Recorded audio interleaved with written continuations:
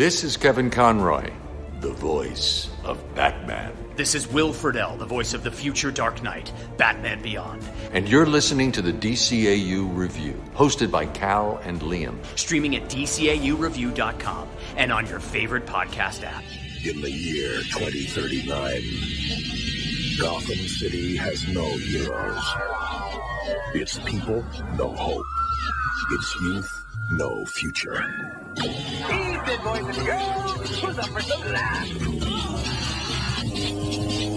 Terry McGinnis was part of the problem. Right there. You can't control your temper, and you'd better if you expect to get anywhere in life. Yeah, I'll be a big success, just like you.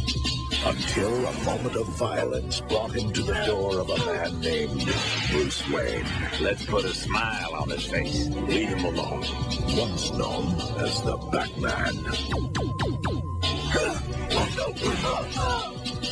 Man, you're something. You okay? Now, the Dark Knight will rise again to drive the shadow of evil from the streets of Gotham. Let's go! Supervillains, beware! There's a new Batman in town. Batman Beyond. You're pretty strong for some clown who thinks he's Batman. I am Batman. Justice returns to Gotham. Welcome to my world. Welcome, everybody, to episode 259 of the DCAU Review. I am one of your hosts, Cal. With me, my good friend, good brother, the man that runs our Twitter account. It's Liam. Liam, we are turning the page here. We're in the month of May, and we have no alliteration or anything to signify that it is the month of May and what we're reviewing this month. But we decided last week that we were heading back to the future for the month of May, and we kick things off with the next installment of Batman Beyond, as we are well into the third season now at this point, and dwindling content for this series. Excited to talk about this episode this week with you. Absolutely, Cal. We are still got some fun ones to tackle in the world of Batman Beyond, and a lot of episodes, fun or not, left to tackle on the Zeta Project side of things. So yes, it's another month spent in the 50 years from now, whenever now is, future of the DCAU, and we're doing it today with the next episode in order, as mentioned, of Batman Beyond, Untouchable. That is correct. And Liam, before we get into our review for this week, as we always do, we enlighten the listeners with the official IMDb synopsis for this week's episode, which, of course, as it always is brought to you by The Pod Tower. Liam, let's just say you'd be interested in hearing our entire back catalog, but, you know, you're one of those people that doesn't have like a paid streaming music service, or you have an app on your phone that maybe you don't have room for another app on your phone, but you have YouTube on your phone. So if you're interested in hearing our entire catalog, including bonus episodes and additional content from some incredible DCAU content creators, such as the Watchtower Database and Tim Talk, you can actually head over right to youtube.com/thepodtower today and get all of that wonderful content available to stream right on your phone or computer. So if you're interested in doing so, head over to youtube.com/thepodtower today. That is right, Cal. So this is the synopsis for Untouchable, which was written by Hilary Bader with direction by Dan Reba, music by the great Shirley Walker, and animation by Coco and Dong Yang. And that synopsis reads as such. Batman hunts for a mysterious criminal with a personal repulsion field, and one of the occupants of a medical research lab may be that person. That sentence structure. Pronouns, pal. Yeah, not a fan of the sentence structure. It covers what we need, so I guess you would get a C. I'll give it a C. It'll C minus. Yeah, it's a passing grade, but just barely. not your best effort, IMDb synopsis. Yes, we might as well get into our own synopsis here for this week's episode, Liam, as we open up on a dark night, as it always is, in Gotham City. And we're at a research facility where there are a couple of security guards standing by. And wouldn't you know it, a man in a glowing, and by glowing, we'll talk about that in visuals, I'm sure, but it is a glowing electrical costume, head to toe, black and gray, not able to see any facial features. And this man is walking directly towards them. The one security guard decides to crack some jokes because he thinks it's hilarious. And the other guy reminds him, hey, we're in Gotham City. So when you see a guy in long underwear, it's not usually a good thing. What?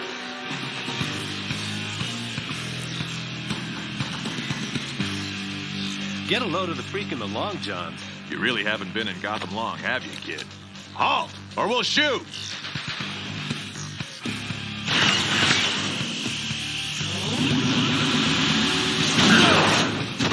Get him!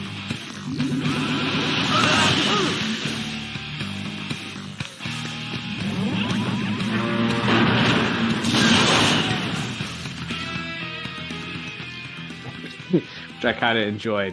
They pull out their guns, tell him to freeze, and of course he's not threatened by that and continues walking towards them. And as they shoot their weapons at him, the bullets sort of bounce off of him in a very Superman-esque type way. They, I guess maybe they're not bullets, they're lasers. I don't know. The lasers bounce off of them, and as they continue to shoot at him, he quickly disperses with them and continues to enter into the facility. There's some more security systems that are set up. There's like an electrical field. There's a security system that like a tripwire, one of those laser tripwires that causes a large metal heavy door to crash down upon him. But again, he quickly disperses with that, having almost no issue at all with it. And then as he heads towards this bubbling pool that is it's designated with 400 degrees Celsius, I believe, on the outside of it. So that's really hot. That's all you need to know. It's a little bit spicy, and he motions as if he's going to put his hand into it. And that is when our future Dark Knight shows up and asks him if he's blind, saying, hey, don't you see that this is a little bit warm here? Maybe you don't want to stick your hand in there. But much to Batman's shock, this masked individual proceeds to put his hand right into the boiling liquid, pulling out this isotope. And we'll learn what that is in just a little bit here. But Batman quickly realizes this man is up to no good, starts hurling objects at him. Batarangs also bounce off of him. Ties him up in a one of those bola cables. And it while temporarily containing this strange masked individual, he's able to quickly snap it. And Batman continues to attempt to stop the man, but is stopped in midair by this gentleman and hurled towards a nearby wall. And then the strange masked individual reaches into the boiling vat and hurls some of this boiling liquid towards Batman, who's able to dodge it, but a fire quickly breaks out, and Batman is able to thankfully get out of harm's way at that point. But the masked man escapes by way of knocking over a billboard or a club sign. It was hard to tell. It kind of looked like a billboard, but it was attached to a building. He flies through it and launches Batman towards it, crashing into it, which then it descends towards Gotham below. So Batman has the classic decision at this point to either let the villain go and save the people or risk innocent lives being injured. And of course, like any true hero, he rescues the innocent lives that were about to be crushed by said billboard. And that's pretty much the most heroic thing that Terry does in this episode, because this episode goes on to remind us just what a hoot this character is. Scumbag Terry. He's back, baby. He's back. But so Batman saves the people below, and returns to the Batcave to talk to Bruce just about what happened that night. The vial contained a rare man-made isotope, beta-sterolium. How rare? That was the only sample. It's very unstable. That's why it was stored in the metacaloric liquid. I couldn't even touch him. He repelled everything. The batarangs, the bolo. Never seen anything like it. I have. That's right. So we pick up there, and Bruce sort of explains that it's the only sample of a very unstable isotope. And Terry is mentioning how he's never seen anything like this incredible repeller energy field that he came up against. But Bruce seems to recall that he has before. And so we cut to, I guess, the next day, and they're going to a Wayne Powers research facility, which is actually a clinic, we find out, to try to help people who have immunodeficiency issues. And this electrical field that we saw the Repeller using as a weapon is actually designed to keep any and all possible germs out, so that immunocompromised people can go out and experience the world. And speaking of immunocompromised people, Terry is meets somebody. Meets somebody here, and her name is Irene, and she's sort of demonstrating how these energy fields work and what their function is. And while Terry is sort of struck by her, we get a little bit of an aside as Bruce is going over to discuss the specifics of the technology with a Dr. Suzuki, and in the process of him getting a little bit more information, another doctor, the angry sort of head doctor of the facility, Dr. Blades. I can't believe there's a character called Dr. Blades on this show, and he's not a bad guy. Spoiler alert. Spoiler alert. But they really want you to think he's a bad guy, which is why they named him Dr. Blades, though. 100%. So it is effective in that way, that he's definitely the red herring suspect of who's behind all of this. So, as mentioned, Terry and this girl Irene hit it off a little bit, and Bruce is sort of shut down by Dr. Blades before he can learn the true sort of extent of the power that these special energy field producing rings can produce. So from there, we cut to the next night at a steel factory of some kind, and we see a couple of local hoodlums waiting to meet with this Repeller character, who makes a dramatic entrance. We can talk more about that in vehicle. Comes out of like a molten vat of steel, and just to show off how impenetrable this suit he's wearing is. And he discusses things with these two thugs, mentions that this is the second isotope he's stolen, and that there's one more they need. And when the other criminals ask him about Batman, the Repeller assures them that they will not be a problem. If he should run into Batman again, he'll put him down for good. Always the dramatic entrance. Let's have it. Isotope beta-sterolium.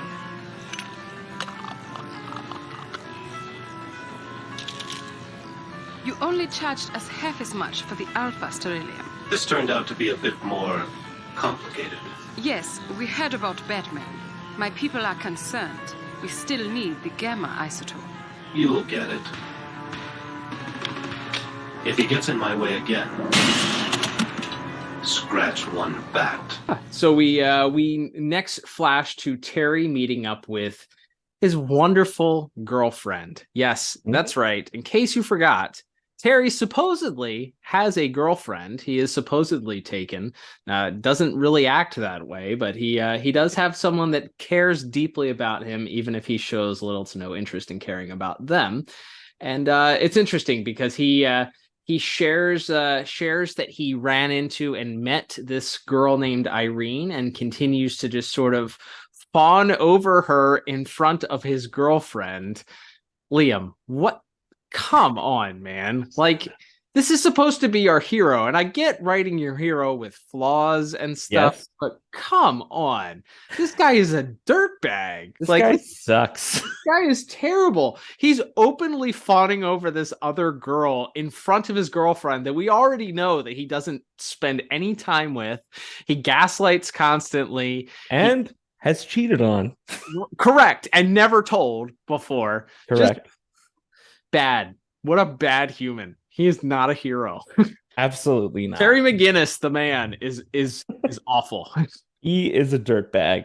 But yeah, that was my main point, because a big portion of the rest of this episode is him trying to justify hanging out with this other girl, and and how, I just, she's young and she hasn't experienced the world, and then Bruce, we'll get to it. Bruce calls him out flat out and is like, no, you just like the attention. Right. And Terry tries to plead innocence, which maybe you could, except for the fact that there are 2 other episodes where he cheated on his girlfriend. Well, one time they were technically on a break, but the other time he definitely just cheated on her. So this is why Terry is not innocent. Terry McGinnis, total dirtbag and undeserving. So suffice to say, we're bringing it back. Hashtag Dana deserves better. Absolutely. And in this very scene, after Dana calls him out on prattling on about this other girl, and rightfully so, gets jealous and storms off, Terry goes to go after her, but wouldn't you know it, just in that moment, gets a phone call from the aforementioned Irene, and she tells Terry that she's out in the middle of the city and she's lost. And we discover that she's actually escaped. She has purloined / borrowed the Repeller suit and is out and about. And Terry, rather than escorting her back to the facility like a responsible young man, he decides this is the perfect opportunity to take Irene to a romantic beach date. So he and Terry and Irene go to the beach and talk about her experience there. She can hear everything, but she can't feel the water. Terry at least tries to keep his distance by not engaging and getting in the water with her, despite her invitation. But they do continue to talk about just what Irene's life is like in the facility and what she has and hasn't experienced in her life. And so she then, wouldn't you know, Chekhov's power source is causing an issue with the suit. So she's got to hurry up and get back to the facility before she gets caught. So together, Terry and her head back to the facility. But Dr. Blades meets them there, and he is none too happy to have discovered that not only Irene left and took the Repeller suit with her, but that Terry was involved. Terry gets a stern talking to and told he is no longer welcome at this facility anymore, and gets banned from there.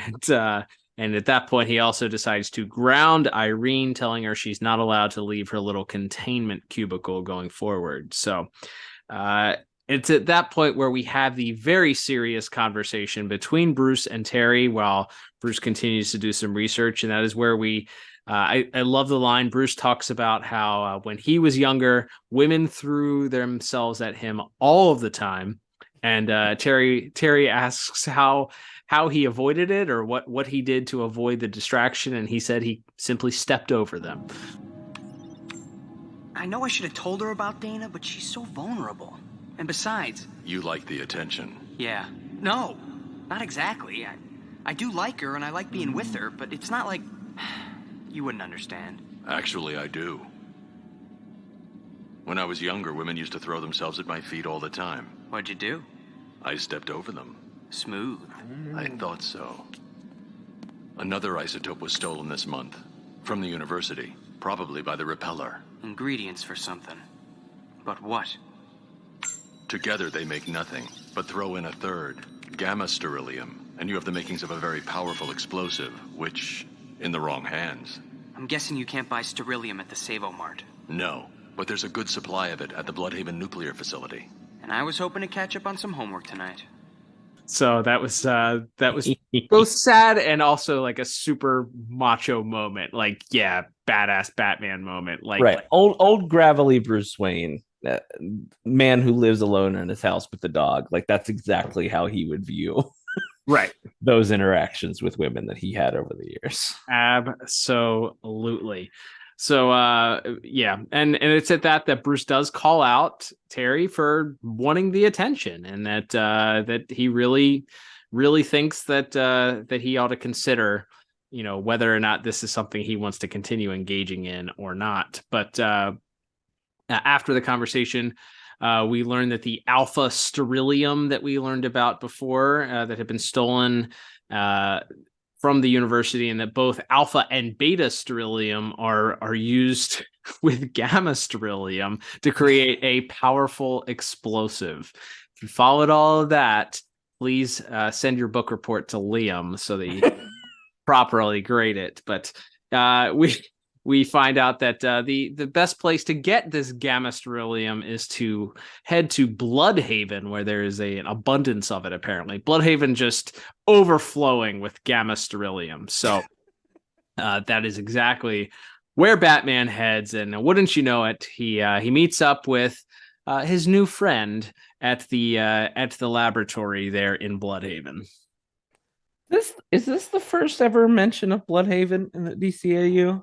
In real world time, anyway. I know it's in a JLU episode later, but that's a good question. Unless it's already happened in a Beyond. Like I know they make allusions to Dick Grayson leaving to go establish himself in another town or whatever in earlier episodes. I think it's mentioned in Return of the Joker, so I don't know whether or not that's that's between seasons 2 and 3. So okay. This is probably right, or this was being made concurrently.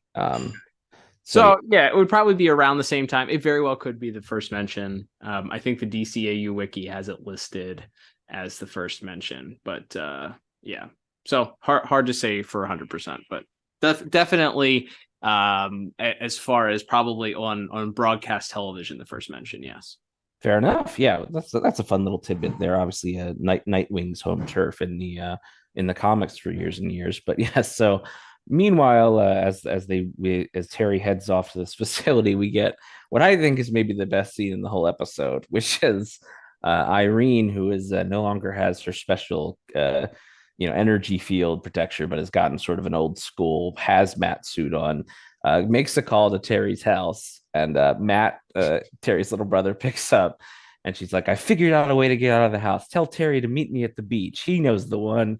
And Matt says, yep.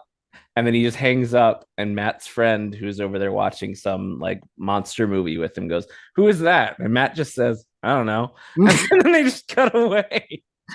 It was comedic, perfectly comedic. I just wrote down in my notebook, Matt rules. Like,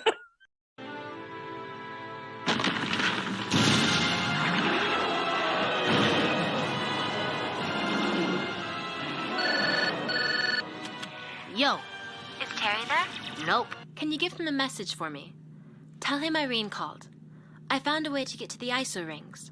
Tell him to meet me tonight at the beach. Got that? It's important. Mm-hmm. Who was that? I don't know. That kid gets it. He's Matt's Team Dana. Matt. For sure. Like obliviously, but yes, absolutely. He just is anti-Terry, which a lot of people should be. Yes, but I adored that scene. So I wanted to give that a special bit of attention there. But yes, so Batman heads over to this nuclear power plant where he and the Repeller fight once again. Batman thinks he has him all taken care of because he's a special batarang that bursts into these titanium ropes that wrap up the Repeller. Actually do confine him for a brief moment, but the energy field proves just too strong, and Batman is knocked off of sort of the side of the cliff where the nuclear power plant is, and a bunch of rubble falls down on him, and it looks like perhaps at least for this moment, Batman's been defeated. Though thankfully, he resurfaces a few moments later with our third different type of mask that he wears. I think in like underwater mask. Yes, there's like the weird one with like the zipper that comes out of the back of his head. Mm-hmm. There's this one which is just like a little like I don't know, like an oxygen mask. It looks like with no. And then he had just like the built-in rebreather, didn't he? Like that just went over his teeth or something like that. Yes. Like you really see, like it doesn't extend. Just, like, seals up the mouth. Yeah, right. Yeah. Exactly. Just seals up the mouth. So inconsistency here, guys. Why isn't that on the DCAU wiki? How does he breathe underwater? Which one? How does he choose which one is appropriate? Is one like for seawater and one's for fresh water? Let me know. Inquiring minds want to know. But yes. So in the meanwhile, Irene is attempting to sneak into Dr. Suzuki's office to find the spare energy field so that she can get out of the building and go meet up with Terry. However, just then the Repeller himself comes into the office, and we get the mask reveal, and it's not, in fact, Dr. Blades, but is in fact Dr. Suzuki, Chekhov's Dr. Suzuki, who this is a real classic like Law and Order Bones procedural whodunit story, where it's like it's the guy who got like one scene for 2 minutes at the start of the episode turns out to be the mastermind. But yes, so we have him here. Dr. Blades enters and tries to stop him, but is immediately sort of overpowered.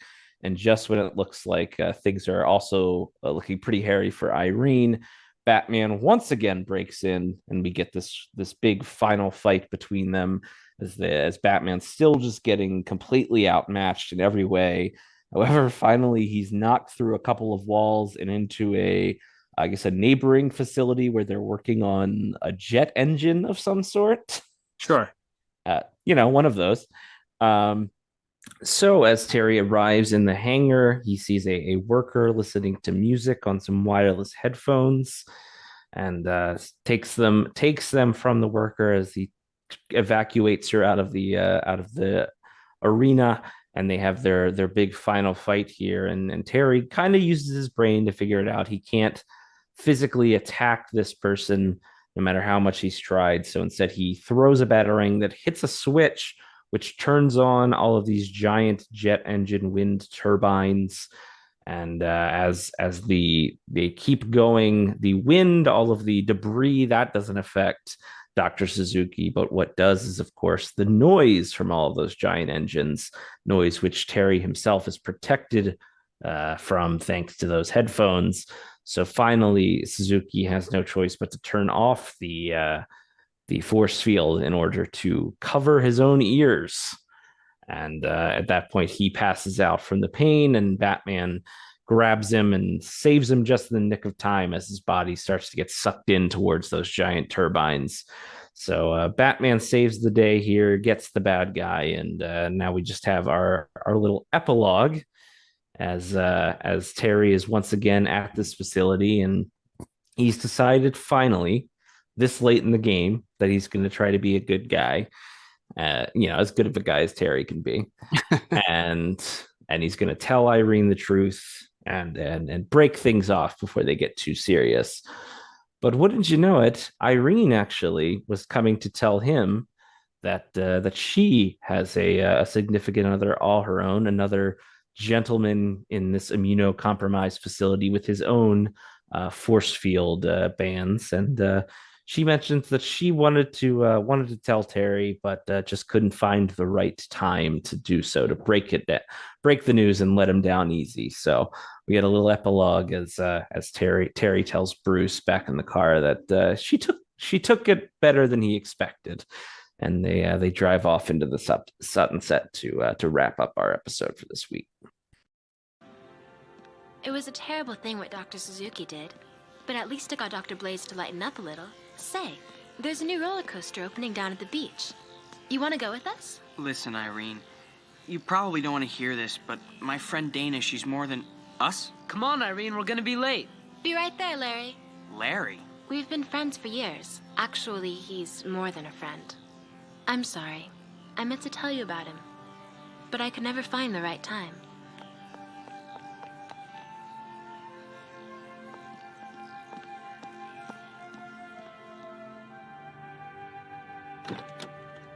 So how'd she take it?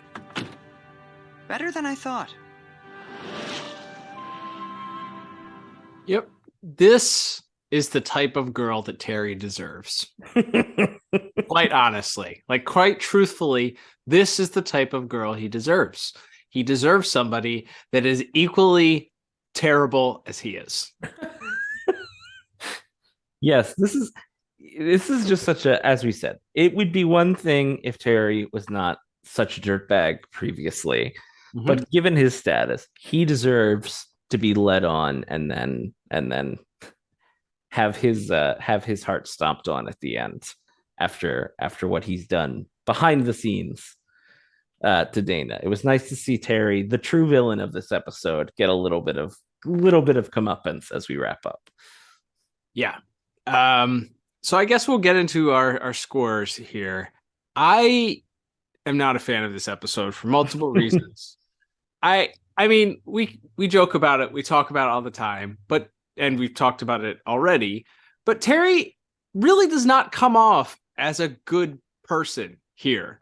And I guess the argument could be made that you wanted to make him a flawed character, but why give him a girlfriend? Because he clearly, like, they should have either broken him and Dana up at some point, which would have been fine. You could have had like the will they won't they rest of the series if you wanted to do it that way. There's tension that's created there.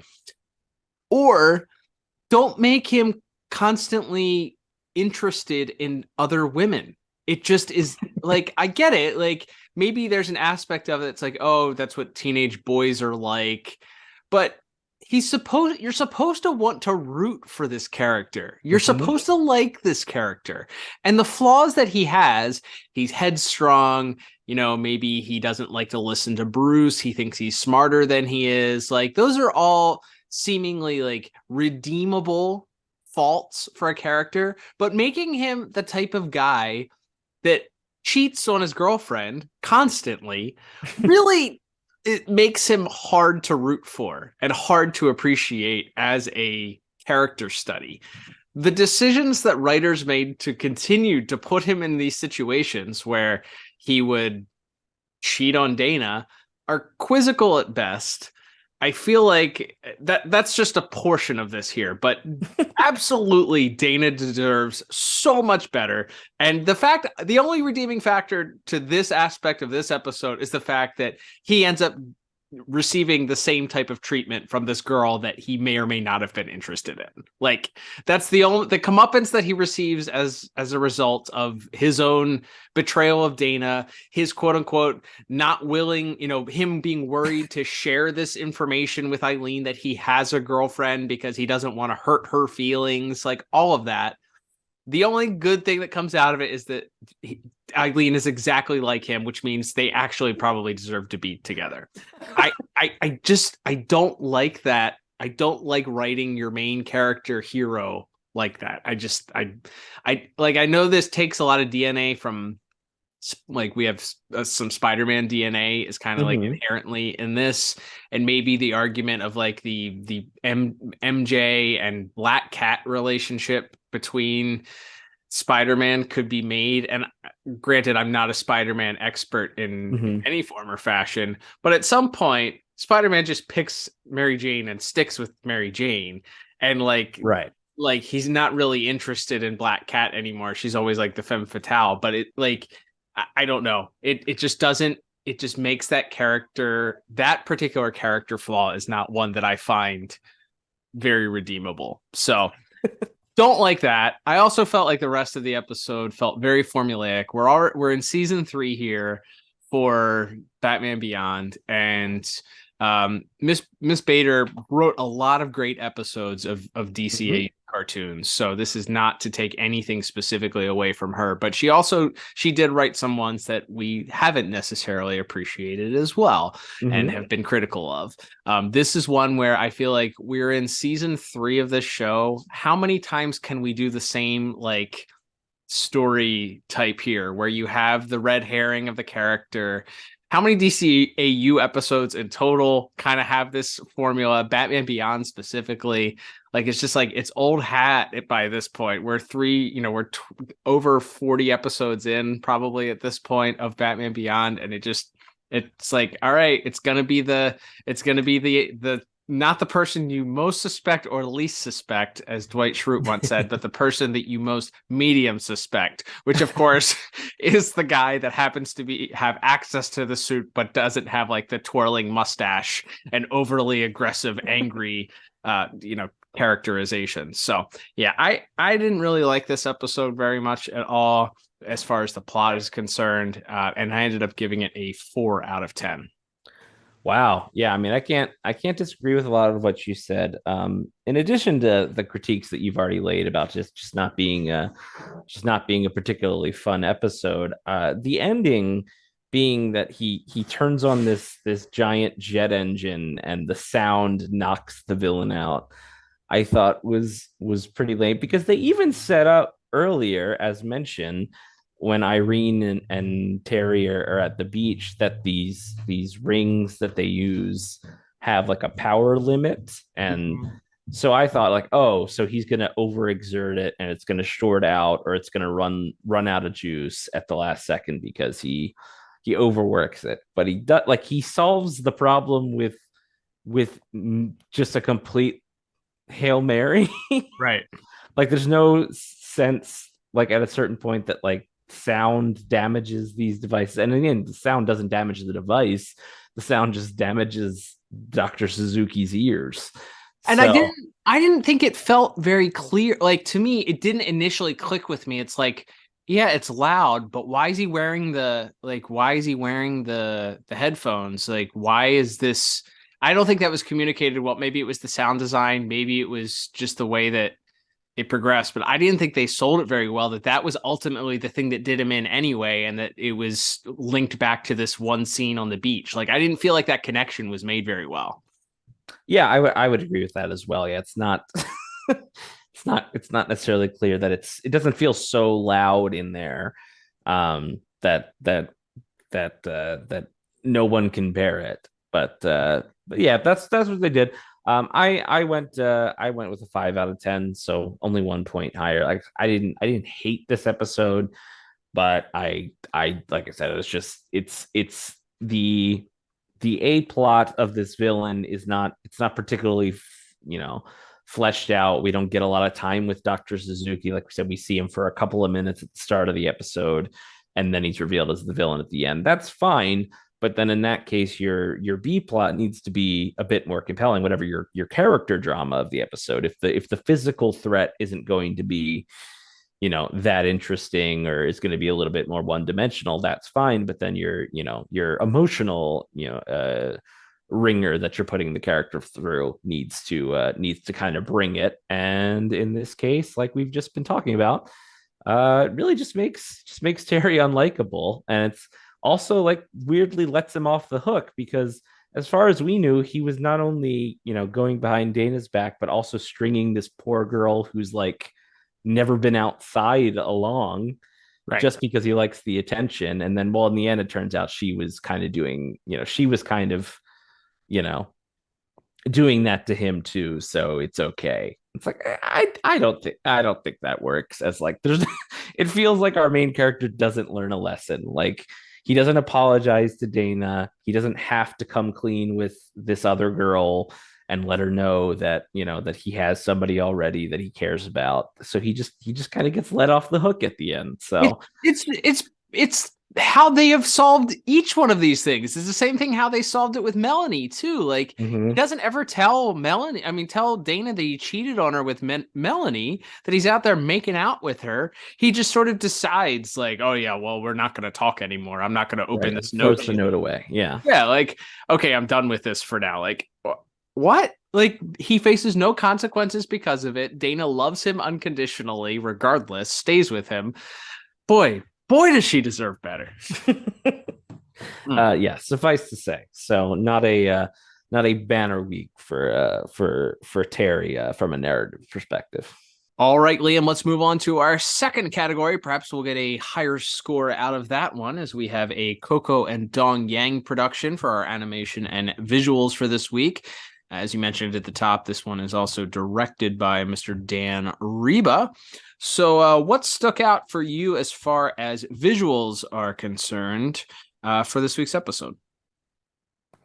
Yeah, so I mean the Repeller himself, Dr. Suzuki, in this super suit, like the suit itself is fine. It looks sort of vaguely sci-fi techy. Just this black and gray suit with, as you mentioned, no facial features on the suit, so that's kind of an interesting look to it. But I do like the way the energy field is represented.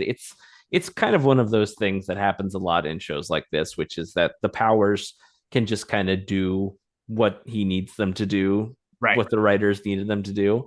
So at first it seems like it's really just a force field. So like the only way he can, fire blasts out is if he's like returning force that came at him, which I kind of like that idea a little bit more. And so when it's represented, like when Batman jumps at him and it kind of hits him and the force field kind of changes color for a second, and then he sort of expels this energy back, the force back at Batman, and this blue beam of light comes and knocks Batman through the wall. I kind of like that better. And then later on, he's just like firing energy blasts and flying and doing whatever he needs to. It's vague, and it's vague enough. It's not like it breaks the episode or breaks the concept or anything, but I kind of liked that. I think that first action scene sticks out a little bit more because it felt like a little bit like there were rules.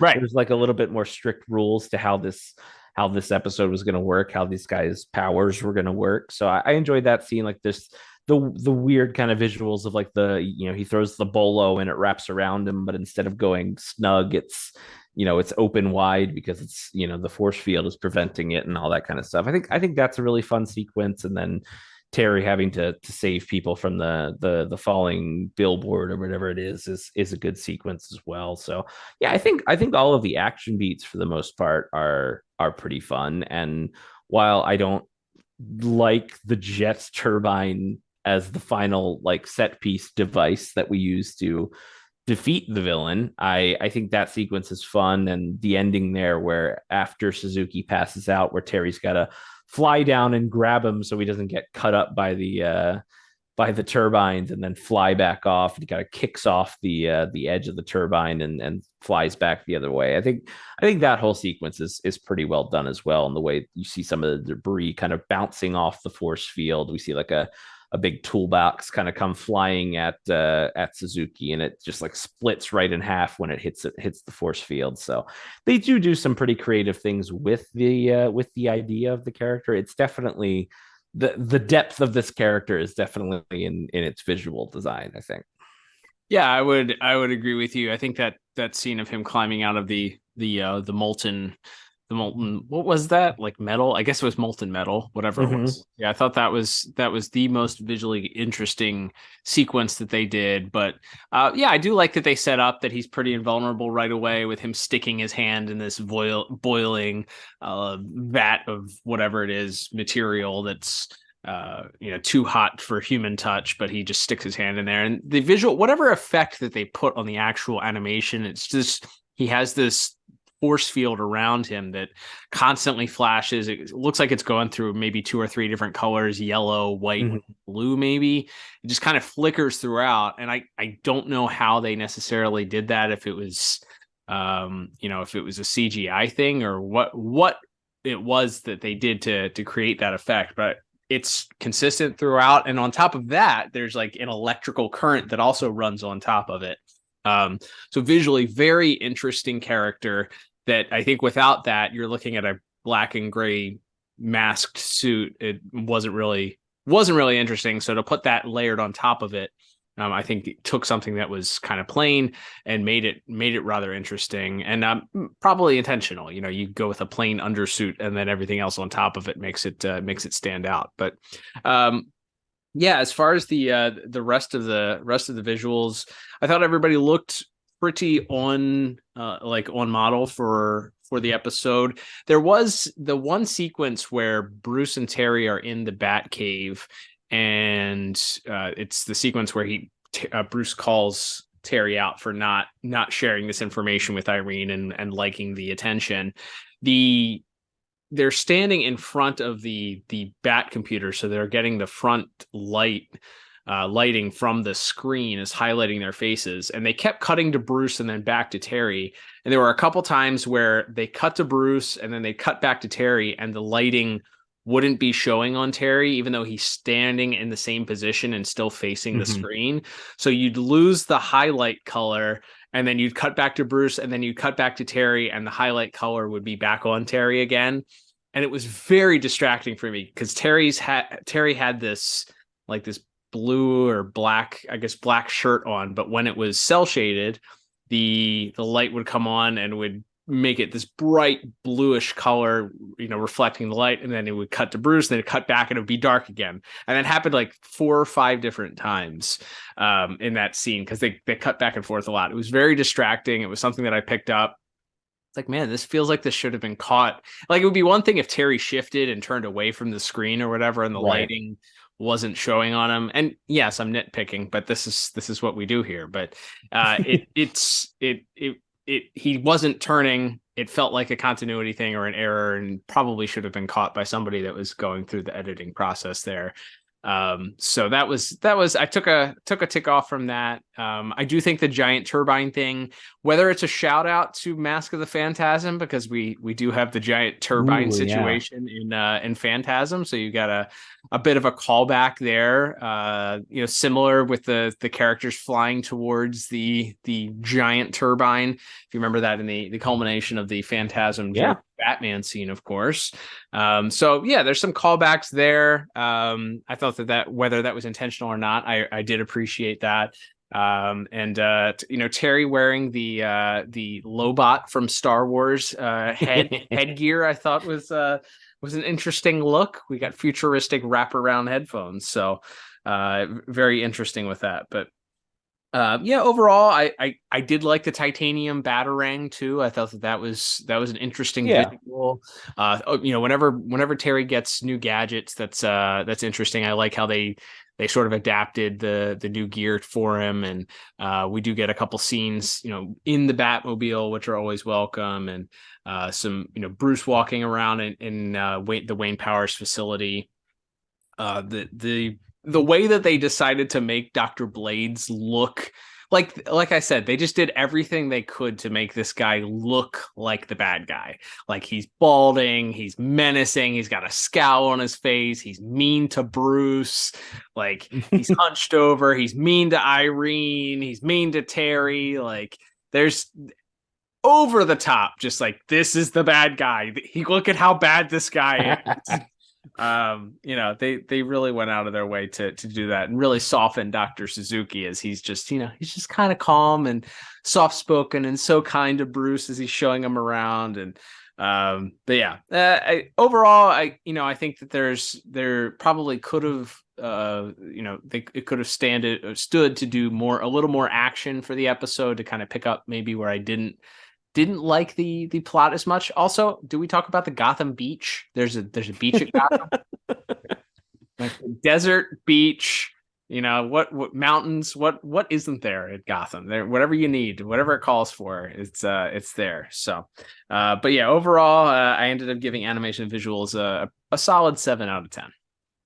Yeah, I gave it the exact same score of 7 out of 10. I definitely agree with what you were saying about the kind of the alternating colors of that force field. It's kind of constantly moving, and it didn't look like it was just like a repeated image, and they probably couldn't, because the character is moving. It's not like a stationary thing where you could just put something on a loop. So that was very technically impressive, I thought. So definitely some highlights to this episode, but maybe could have asked for more, even though, like I said, I like the wind turbine as the final set piece. But yeah, there's definitely some fun to be had here. Let's move on to our next category, Liam, which is going to be music, as you mentioned at the top, by the late great Shirley Walker. Mm-hmm. Always great to see Shirley involved in the production of music for an episode, especially so late here in the run for Batman Beyond. So a surprise, but a welcome one. And I would say this you have standard sort of Batman Beyond fare. It was cool to see her working around with the heavy guitars, drums, what we're used to for the theme. But there was one particular scene that I noticed where I think it's right towards the end. Where we kind of get the culmination of our fight between Batman and the Repeller, and we get the Batman Beyond theme kind of come in the middle of that particular scene. And we've talked about it before. Depending on which episode and who was doing the music, they wouldn't necessarily lean on that as heavily as some of the earlier shows. Certainly not Batman, the animated series, or Superman. So you don't always get to hear that swirling guitar sound come in, or the wailing guitar come in to accompany Terry as he's kind of kicking some bad guy butt. But this is an episode where Ms. Walker sort of expertly did use that, and it was worth noting as far as that's concerned. I didn't quite get a theme necessarily for the Repeller that stood out for me, but overall I thought the music was solid. I appreciated the use of the Beyond theme and went with a 6 out of 10. What about you? Yep, that's once again the exact score I gave for basically the exact same reason. I thought there was a little. It's still still a lot of electric guitar, but it's not quite the. I thought the actions scene, the music was paced a little bit differently. It wasn't just the the kind of drum machine with the synthesizer in there, and every action beat using a little bit more of the electric guitar, and like you said, incorporating the actual Beyond theme into the action beats, which wasn't necessarily a regular occurrence. I thought that was a nice little touch there. So even though we didn't have a breakout theme for this episode, or like you said, a great character, a lot of great like character themes for the villain, it's still a very strong outing from Miss Walker, not surprisingly. Absolutely. All right, Liam, let's wrap things up here this week with our final category of the day, which of course is going to be our voice acting. We don't have a large cast here, but we have a couple of series regulars, and we do have a couple of voices that are notable and worth talking about. So let's do so as we discuss this week's voice cast. Absolutely. So playing the red herring would-be villain, but actually just cranky Dr. Blades, is Miguel Sandoval, who among other things was in Jurassic Park. Definitely a face you might recognize if you look it up there. But yeah, he's a good as the hard ass boss of the facility. And then we have playing our villain of the piece. We of course have Getty Watanabe. Apologies if I'm butchering that, but guy who was in things like Gremlins 2, 16 Candles, a lot of fun credits in his history, still working today as Dr. Suzuki. He's good, and I was trying to tell, I couldn't tell, and I didn't see it credited which one of them. I thought maybe they had Mr. Sandoval, who played Dr. Blades, doing Repeller's voice as like another, but there's kind of an effect on it, so it could be Mr. Watanabe's voice, and I could have been wrong. But I thought maybe they had Mr. Sandoval in there. But either way, the whatever the effect they put on, which again gets maybe more into sound design, you can't immediately tell that it's Dr. Suzuki's voice in the suit, which is always a good way to kind of throw you off the scent a little bit. But elsewhere in the course, as mentioned briefly, we do have Lauren Tom returning as Dana, who again her scene is it's funny because she's so righteously furious with Terry as they're at the like the fake Chuck E. Cheese place, and then as mentioned, just for the comedy, Ryan O'Donoghue as Matt in this episode definitely deserves a shout out there. And then getting towards our main characters piece, interestingly, Joanna Hulse, the voice of Irene in this episode, or Hulse, this is the only thing she has ever been credited for on IMDb, is voicing Irene in this episode. I don't know if she left the business, if she was, a stage actor, like commercial actor who Someone's friend. yes, yeah, somebody's friend or daughter or sister or wife. I don't know anything about this person. Um, but when I saw that, I was like, she has no other credits. That doesn't happen very often. Fascinating. So yeah, I think she does an all right job as Irene. Like she has this sort of innocent quality to her voice. There's not a lot asked of her as far as like emotional weight or anything, but I think she does a solid enough job as considering it's her only credited televised acting work anyway. Yeah, I don't disagree with you. There is a bit, as you mentioned, that naivete, the innocence to her that she adds, which makes Terry's somewhat, I don't know, his terrible behavior feel even worse because she is this like sheltered child that hasn't ever left the building that she's been raised in, and now Terry's gonna like introduce her to like quote unquote the outside world. Like that feels just wrong. I don't know, it just feels wrong. And part of it, I mean, her performance pulls off as the naive person that's experiencing life for the first time. So she does exactly what was asked of her. I didn't have any complaints necessarily with her performance. Yeah, agreed. And then we'll get, of course, to our main actors. We of course have the late Kevin Conroy as Bruce Wayne, and and Will Friedle as the scumbag of the hour, also known as Batman. I mean, look, again, it's the writing of the show notwithstanding. Obviously, Will Friedle as Batman knows what he's doing. I think you do see him struggle with it, but to me, like I said, and I think all of this could have worked if he like actually had to come clean either to Irene or to Dana at the end of the episode. But like I don't care for it. Like we said, he kind of gets let off the hook, so he doesn't really have to do.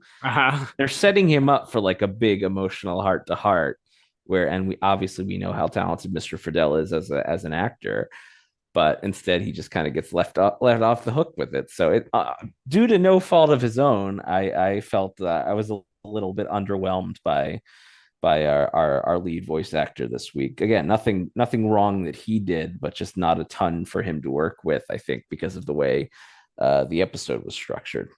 Yeah, I agree with you. I I do like the one line after the fight that he has with Repeller in Blüdhaven, where he's in the Batmobile coming back, and Bruce asks him if anything was broken, and if he's all right if anything was broken, and he says, "If I say yes, can I go home?" And Bruce just goes, "No." Yes, there is some fun Bruce and Terry back and forth in this episode. That's a credit to it. Yeah, absolutely. I mean, their heart to heart, as Bruce calls him out for his dirtbag behavior, is good too. So yeah, definitely the writing is of no fault to Mr. Friedle's. To your point, that's not his fault. So I didn't have any complaints over his performance, and even though Bruce doesn't have a ton to do, I do like that he plays the interest. He's still doing detective work. Like, he's still doing detective work in that first scene as he's trying to uncover, the origins and, is this suit being used? I will say also this, just as a one-off, if you haven't listened to our bonus episode for the latest issue of Batman: The Adventures Continue, I will say this. There was some complaint. There's like a little nod and homage to Batman Beyond there. People were complaining about that maybe Bruce was shopping the prototype Batman Beyond suit to the government or something like that. Dr. Suzuki mentions, or not Dr. Suzuki, Dr. Blades mentions this in a conversation that he has with Bruce. Bruce is interested specifically in the use of the suit and whether or not it could be used as a weapon.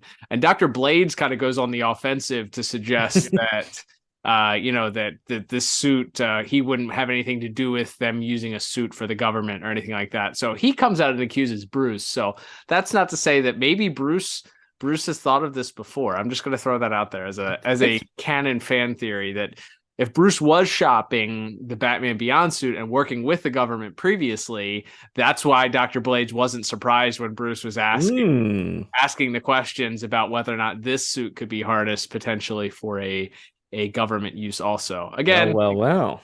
Again, I'm not saying that it doesn't go against Bruce's character to say that he wouldn't work with the U.S. government to use his technology for weapons. However, it wouldn't necessarily be the first time that was at least implied that he was open to it, as we saw in this episode. But back to Kevin Conroy's performance. I was going to say, and even if you go in there with, well, Bruce was just fishing to see, if they had tested it because there's this guy out there using it and he's just trying to trying to get one of them to, say, to incriminate themselves. It's still, well, neither of the scientists were like, well, Bruce Wayne's never funded a military prototype before. Why would you start now in your old age or something? There's no line like that either. So yeah, there's I'm not saying a little bit of smoke. There's a little smoke there. I'm just saying you could headcanon your way either way with that type of conversation. But back to Kevin Conroy's performance, solid. I think again, him playing the fatherly role of correcting Terry in this episode is good, and despite not having a ton to do, he's pretty strong. So I ended up giving voice acting a 7 out of 10. I think it's solid all the way around. Didn't think there was anything that was earth shattering. Maybe if we did get a heart-to-heart between Dana and Terry, it would have been a little bit higher, but still pretty strong based on not liking the plot at all. So 7 out of 10 for me. Yeah, and I went with the exact same score once again. So I think we were 3 out of 4 this week for our voice acting score. Like I said, yeah, I don't think anyone's great, but I don't really put that at the feet of any of the individual voice acting performances who I think do a very, very solid job with what they're given. So yeah, a 7 out of 10 from both of us. There you go. All right, Liam, well, that will begin to wrap us up for this week. So let's go ahead and get our final scores for this week's episode. And I end up with a fairly middle of the road. And honestly, I think if the plot was a little bit higher, you'd see us appreciating this a little bit more here. But middle of the road, headed towards a lower scale grade at 24 out of 40. Yeah, and I think I was just 1 point higher than you in one category. So I ended up with a 25 out of 40. So yeah, I think we can, as we always do, we can get into the rewatchability. This is a pretty easy skip. I don't think like I said, I think there's like I said, I didn't care for it. I didn't quite dislike it as much as you did, but like I said, if Terry had to learn a lesson, I just keep coming back to this. If Terry had to learn a lesson at the end of this, I think there's a stronger argument where you could say, well, yeah, he acted poorly, but he learned his lesson and he's a better person after this, but he didn't. So as it stands, it's literally like this episode didn't happen even by the end of this individual episode. Yeah, so nobody comes back. Nobody ever plays a role in the series ever again. Mm-hmm. There are no consequences for his actions. Dana, like you said, she just acts like nothing happens. There's they're back together in the next episode. No harm, no foul. This episode can be stricken from the record book, and you wouldn't ever miss it. I don't think. Except maybe that scene with Matt where he brings the comedy. So that is good. The Miss Bader certainly, I think, in the same vein as a Paul Dini knows how to tickle the funny bones, and is never afraid for like a quick cutaway gag in this action adventure cartoon. So I do appreciate that. Absolutely. All right, Liam, let's wrap things up here. Thank you everybody for tuning in. Don't forget, if you'd like to support the podcast, there are a myriad of ways to do so. We'll run through those very quickly here. You can, of course, subscribe to us on your favorite podcast app. If you listen on Apple Podcast or Spotify, you can leave us a 5-star review. Apple Podcast users, please leave us a little paragraph review letting people know what you enjoy. That helps us out a lot, gets more ears on the product.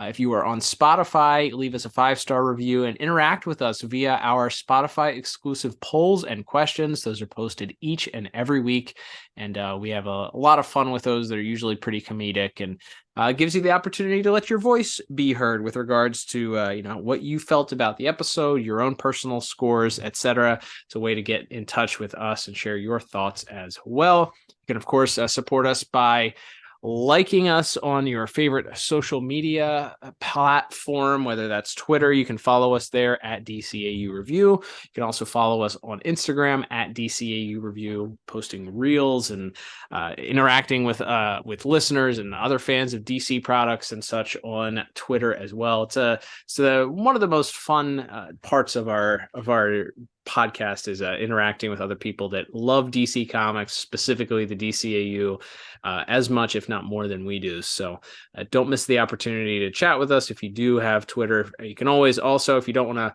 discuss things in a public forum, you can always slide into the DMs. We're happy to chat with you there. We have some people that regularly do that. They like to give us their thoughts and feedback, and we like interacting with you, whether in public or if you're a little bit shy, that's okay too. You can, of course, also support us if you want to support us monetarily. There is a link in the show notes to a direct link if you want to buy us a coffee. We have a couple people monthly that do so and support us monthly with their hard-earned dollars. We appreciate our subscribers.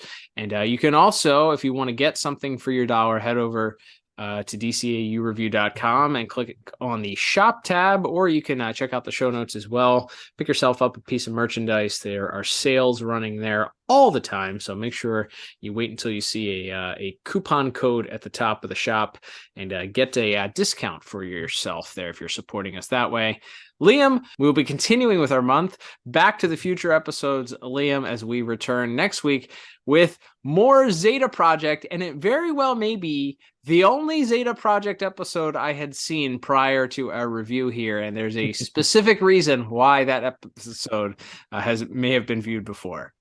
That's right, Cal. So next week we will be talking about the Zeta Project episode Shadows.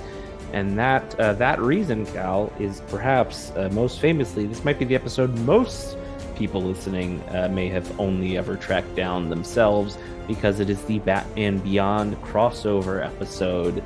Batman and I believe Bruce Wayne both appearing on the Zeta Project for just this one episode. So this is the last time we will not have a double feature when reviewing Zeta next week. So mark your calendars, Zeta and Batman back on the same show for 1 week only, until we get to that Beyond episode where Zeta comes back later. But that's further down the line. So we've got Zeta and Batman getting to meet Bro and all those wacky assorted characters that we love from the Zeta Project. Maybe this episode will be tolerable. Fingers crossed, but there's only one way to find out. That's right. And until then, I'm Cal. And I'm Liam. We will talk to you on the next episode of the DCAU Review. Bye-bye.